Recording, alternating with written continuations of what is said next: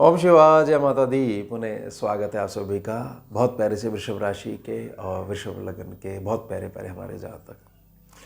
जनवरी 2026 नव वर्ष, नया साल आ गया है, नया महीना आ गया है। हमारा पहला महीना हो गया है शुरू। अभी पूरा महीना हमारा कैसा जाएगा तो मासिक राशिफल के ऊपर हम चर्चा करेंगे।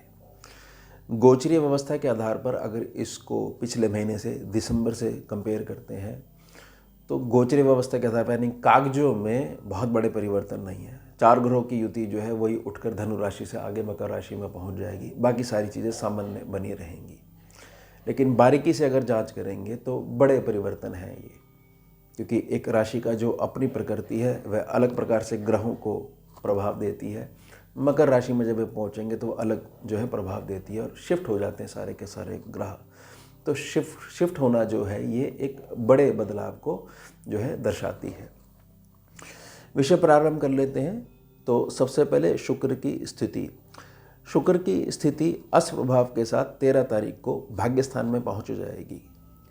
तो जो भी जातक जो है बड़े प्रयास कर रहे थे कि स्थान परिवर्तन हमारा हो जाए या अमुक जगह हम किसी चीज़ के लिए ट्राई कर रहे हैं, जॉब के लिए, बिजनेस के लिए, किसी भी रूप में जो है आपको इंतजार है चेंज ऑफ लोकेशन का, तो वह हो जाएगा। लेकिन उसको 13 तारीख तक थोड़ा सा आपको धैर्य के साथ समय बिताना पड़ेगा ही पड़ेगा।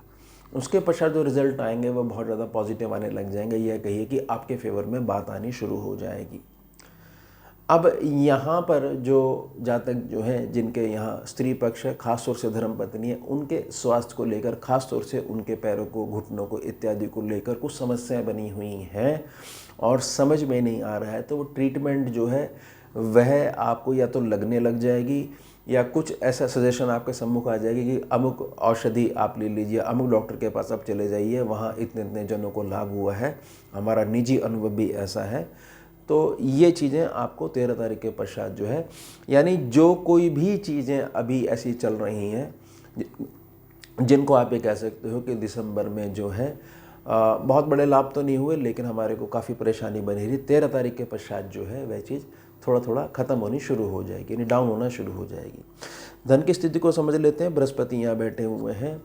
धन की स्थिति बहुत ज़्यादा वाली मजबूत तो मैं नहीं कहूँगा, लेकिन हाँ, जो भी समस्या धन भंडारण के क्षेत्र में आएगी उसके लिए क्विक सॉल्यूशन आपके मस्तिष्क में बृहस्पति डलवा दें, क्योंकि वक्री दृष्टि से ये आपके वृषभ लगन को, ये 2 नंबर राशि को ये निखार रहे हैं। और बृहस्पति जो यहाँ पर बैठे हुए हैं, क्योंकि बृहस्पति अतिचारी चाल में है इसलिए इस पर प्रेशर नहीं बना सकते हैं, लेकिन 11 मार्च 2026 के पश्चात जब ये सामान्य चाल में आ जाएंगे तो धन भंडारण जो है वो बहुत ज़्यादा बेहतर होने लग जाएगा। यानी अननेसेसरी के जो खर्चे सर पे आगे खड़े हो जाते हैं तो उनमें कमी आने लग जाएगी। अब जहाँ पर कर्क राशि है, ये तीसरा स्थान है। तीसरे स्थान की मैं एक प्रार्थना करना चाहूँगा, क्योंकि स्वामी इसके चंद्रमा हैं और चंद्रमा की स्पीड बहुत तेज़ होती है, बहुत तेज़ी से गोचर करते हैं। लेकिन सम्मुख इतने सारे ग्रह जो आ जाएंगे तो यह चीज़ समझ लीजिएगा कि आपकी प्रकृति में स्टेबिलिटी का होना बहुत ज़्यादा आवश्यक है। कुछ चीज़ें प्रकृति के द्वारा निश्चित करी गई हैं, उनको ना आप ऐसे नहीं पकड़ सकते कि एकदम से बता दो इस डेट में, इस घंटे में, इस मिनट में, इस सेकंड में चीज़ मिल रही है कि नहीं मिल रही है। उसके लिए कर्म क्या करा गया है वो बहुत ज़्यादा इम्पॉर्टेंट है। गणना भी तभी फलित होगी जब उसमें कर्म का आधार होगा। तो 15 जनवरी के बाद से, यानी कि आधा महीना जो आपका ये गुजर जाएगा, उसके बाद से कुछ चीज़ों की पूर्ति के लिए, कुछ चीज़ों की प्राप्ति के लिए आपके कुछ पैर चलवाने लग जाएंगे कई सारे ग्रह। तो थोड़ा सा जो आपका एक अनुभव है ज़िंदगी का, जो एक्सपीरियंस है, पॉजिटिव एक्सपीरियंस है, जो मैच्योरिटी है, बड़प्पन है, वो वहाँ पर काम आएगा। तो 15 तारीख के पश्चात ये कह सकते हैं कि थोड़ी भाग दौड़ बढ़ सकती है, लेकिन वो पॉजिटिव मैनर में। सुख स्थान की बात कर लेते हैं। केतु यहाँ बैठे हुए हैं। जो मर्जी कर लीजिए, अगर कोई व्यक्ति ये लक्ष्य लेके चलता है कि पूरे घर को मैं सुधार दूंगा, उसके बाद मैं पूरे मोहल्ले को सुधार दूंगा, नगर को सुधार दूंगा, शहर को सुधार दूंगा, देश को सुधार दूंगा, पृथ्वी को सुधार दूंगा, लास्ट में कोई सुधरता नहीं है, उसको ही समझौता करना पड़ जाता है। तो बहुत सारी चीज़ों को लेके, छोटी छोटी चीज़ों को लेके जो नेचर में जो इरिटेशन जो बना हुआ है केतु के यहाँ बैठने से, उस पर थोड़ा सा खुद से काम करिए। और यहाँ के स्वामी सूर्य की जो स्थिति है वो अष्टम से निकल कर जो है 14 जनवरी को ये भाग्य स्थान में पहुँच जाएंगे, मकर राशि में पहुँच जाएंगे। बहुत सारी चीज़ों में प्रकृति परिवर्तन लेके आएगी, आप उसको सीधा करने का प्रयास मत करिए। यही भाग्य है, यही कर्म है, थोड़ा सा इसको डीपली थोड़ा सा इसको विचार करिएगा। अब यहाँ पर जो पंचम सेक्शन है, इसके स्वामी जो बुध हैं, बुध 2 जनवरी को अस्त हो जाएंगे, तब वो धनु राशि में रहेंगे। 17 तारीख को फिर ये भी भाग्य स्थान में पहुँच जाएंगे। अपने बच्चों के मांगलिक कार्य के लिए, अपने बच्चों के लिए स्टडी के लिए, अपने बच्चों की आगे और भी चीज़ों के लिए जो पैसे इत्यादि के इंतज़ाम में जो पेरेंट्स लगे हुए हैं, उनको आराम 17 तारीख के पश्चात मिलने लग जाएगा। स्वयं के कामकाज के लिए भी बहुत सारी चीज़ों को आप ढूंढ रहे हो, वो समझ में नहीं आ रही है, सॉल्यूशन नहीं मिल पा रहा है। रोज़ाना जो है आप कई सारे लोगों से मिलते हो, कई लोगों से फ़ोन पे बातचीत करते हो, सब ऐसे कह रहे हैं कि ठीक है हम देख के बताते हैं। फिर आपको लगता है कि उनके ज़िंदगी में भी निजी जो है कुछ काम होंगे, वो उसमें अटके होंगे। कई बार ऐसी इरिटेशन भी रहती, कोई हमारा दुख नहीं समझना चाह रहा। तो 17 तारीख के पश्चात ये सारी चीज़ें ठीक होने लग जाएंगी, परेशानियां ख़त्म होने लग जाएंगी। स्वयं के ज़िंदगी में किसी बड़े प्रोजेक्ट के लिए या स्वयं के जो संतान पक्ष है उसके जीवन से रिलेटेड जो है कुछ परेशानी जो आ रही है, उसमें धीरे धीरे शनि कमी आने लग जाएगी 17 तारीख के पश्चात। छठा सेक्शन है, शुक्र का सेक्शन है, लग्नेश में है। अब ये अस्त प्रभाव के साथ भाग्य स्थान में पहुंच जाएंगे। देखिए ये चीज़ समझिएगा कि छठा सेक्शन है, छठे सेक्शन को ना सिर्फ एक चीज़ से ही देख लिया जाता है कि कर्जा बीमारी शत्रुता, सीधी जो है बात खत्म करी। लेकिन स्कैनिंग विद्या क्योंकि ऊर्जा पे काम करती है, स्कैनिंग विद्या समझाती है कि यहाँ पर आपके जो कर्म के कर्जे हैं उनकी रीडिंग करिए। अगर शत्रुता है तो आप अपनी मानसिकता में शत्रुता वाला भाव देखिए। बीमारी है तो अपने संकल्प की बीमारी देखिए कि आपके मन में ऐसा क्यों है कि ये नहीं हो सकता, मैं नहीं कर पाऊंगा, या मुझे इतने जनों की आवश्यकता है। इस आधार पे देखिए, ये बाहरी इसको मत तलाशिए, इसको आंतरिक रूप से तलाशिए। तो यहाँ पर यह स्वामी जो है, शुक्र जो है, ये अस्त प्रभाव के साथ जब ये भाग्य स्थान में पहुँच जाएंगे तो यहाँ पर समझ लीजिए कि या तो परेशानी ख़त्म होगी या आपका स्थान परिवर्तन हो जाएगा। लो, परेशानी वहीं रह गई, अब आप आगे मूव करके, समझे आप मेरी बात को। यानी कि नेचर में एक बड़ा बदलाव जो है, कुछ कंडीशन जैसी बनने लग जाएंगी, जो आपका नज़रिया जो बना हुआ है वो चेंज होने लग जाएगा। बाकी किसी प्रकार के कर्म की या कर्जे वाली जो स्थिति बनी हुई है, कर्म का कर्जा और जो धन वाला कर्जा है, उसमें भी सुधार देखने को मिलेगा। अब सप्तम भाव है, सप्तम भाव के स्वामी मंगल जो हैं वो भी अस्त प्रभाव में चल रहे हैं। ये भी पहुंच जाएंगे, 10 नंबर राशि में पहुंच जाएंगे, भाग्य स्थान में पहुंच जाएंगे। ये उच्च प्रभाव में हो जाएंगे लेकिन अस्त प्रभाव में चल रहे हैं अभी। थोड़ा सा मेरी ये प्रार्थना रहेगी कि कुछ चीज़ों को ना समय देना चाहिए, ख़ास तौर से जहाँ पर हमने अपनी रिश्तेदारी में ही जो है पैसा दिया हुआ है और बड़े ट्रिकी वे से उन्होंने हमारे से जो है पैसा निकलवा लिया। अब वो आगे आगे और हम उनके पीछे पीछे। पहले उल्टा हो रखा था, हम आगे आगे थे, वो हमारे पीछे पीछे थे। या ऐसे कह लीजिए कि हमारी गलत नेचर का जो फ़ायदा उठाया गया। अगर ये चीज़ रिकवर नहीं होती है तो बहुत स्ट्रगल जो है हमारा बढ़ जाएगा। इसमें भी मेरी प्रार्थना रहेगी कि 16 तारीख के पश्चात इसमें भी थोड़ा सा आराम आने लग जाएगा।